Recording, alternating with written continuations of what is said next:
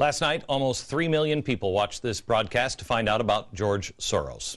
Last night, we introduced you to the puppet master, billionaire, financier, George Soros, notorious for collapsing economies and regimes all around the world. He's known as the man who broke the Bank of England. The Prime Minister of Malaysia called Soros an unscrupulous profiteer. In Thailand, he was branded the economic war criminal. They also said that he sucks the blood from people. In 1994, George Soros stated, quote, "Just right that the former Soviet Empire is now called the Soros Empire." Combine these credits with his power, along with his financial fortune, it is no wonder that he fancies himself some sort of god. That's not something that we have said. That is something that he claims.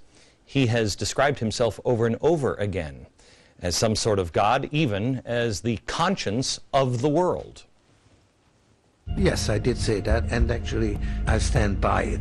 I think the world very much needs a conscience. I want my foundation network to be the conscience of the world. Okay, he wants it to be the conscience of the world. Well, he's a very, very generous man. Most people in the world know him as a philanthropist, huge charity guy. Well, we'll look into that charity tonight. He gets a kick out of playing God. It's actually amusing to him. He says, in his own words, it's a game. Unfortunately, what Mr. Soros forgets is these are real people. This is not some game. Real lives are being destroyed for his financial gain and for his power. I'm called a hate monger because I have conservative views and positions like, I don't know, let people keep their money. But let me tell you this, it takes a cold, cold heart to have full knowledge that what you are doing to make a buck is literally destroying the lives of people. And now he's messing with your life. He says, in his own words, America is his next target. I became concerned with the problems of globalization, where you have global markets, but you have politics based on the sovereignty of states. So how do you deal with that issue? And then I came to the realization that open society is endangered by our current leadership in this country. And that is when I refocused my attention on the United States. He has focused his attention. This isn't a hypothesis. This has been proven. This is what this man does. He has done it before. And now he wants an orderly decline of the dollar. His words, not mine. If you thought $5 or $4 a gallon gas is painful, wait until Soros devalues your dollar even more. Forget about driving. How about eating? We've told you just recently, I've told you this for, 2 years now, that they would devalue the dollar and that inflation would come.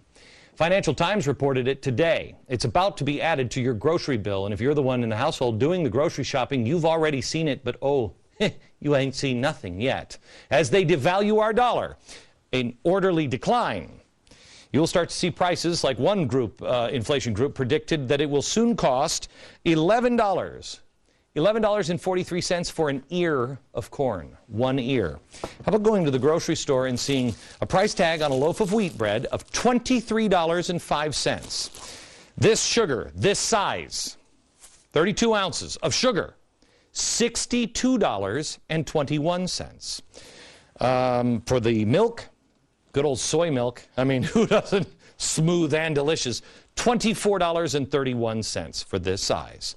For a container of this coffee, Folgers, 11.5 ounces, $77.71.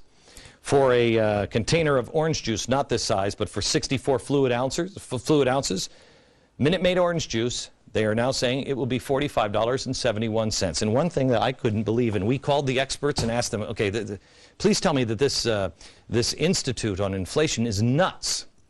No, they're not, unfortunately.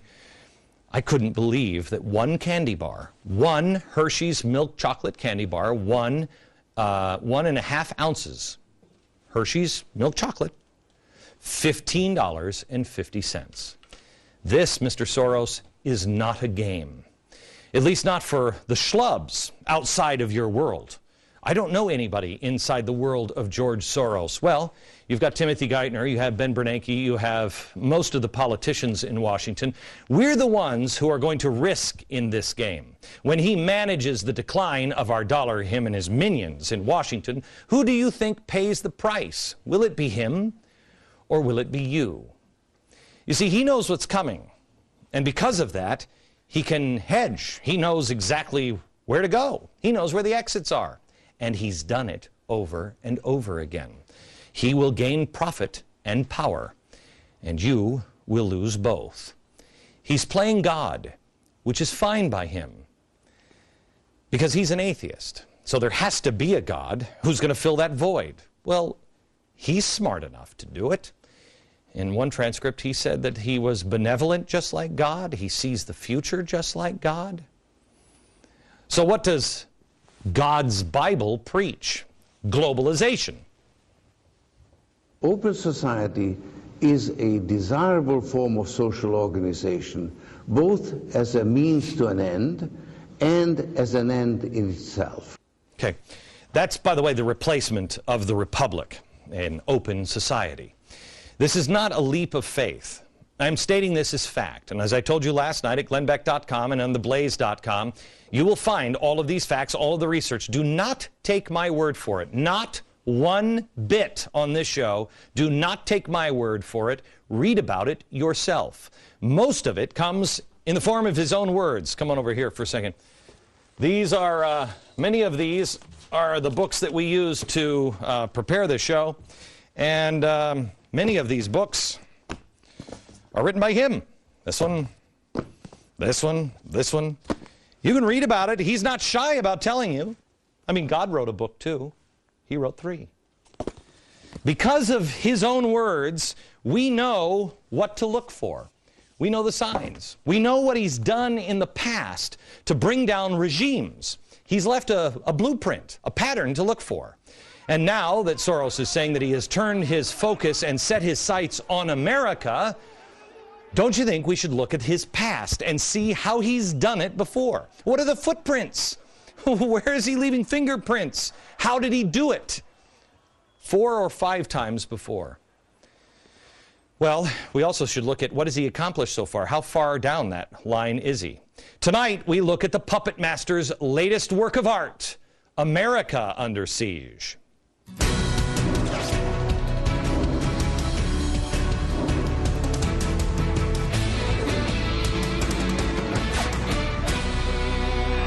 All right, George Soros has his sights on America. So how does he view us?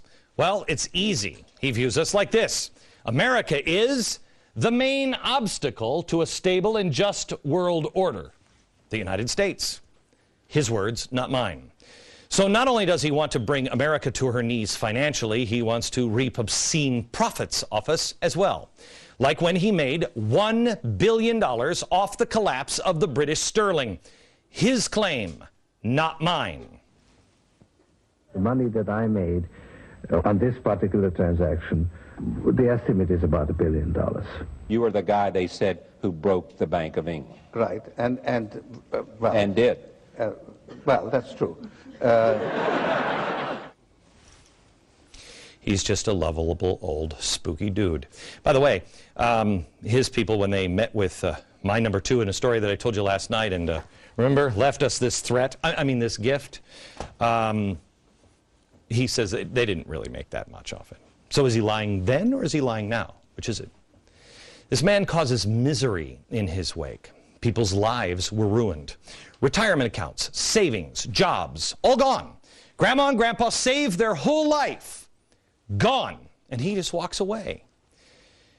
You've saved your whole life. If you've put all your money away for retirement, it's now worth 30% less in the last 10 years. And it's about to be worth a lot less. What are you going to do? You're going to go back and get another job? See, he doesn't think about that stuff because your life is a game to this man. And again, listen to George Soros in his own words. When you try to let's say, improve society. You affect different people and different interests differently, and they are not actually commensurate. So you very often have all kinds of unintended adverse consequences. So I had to experiment, and it was a learning process.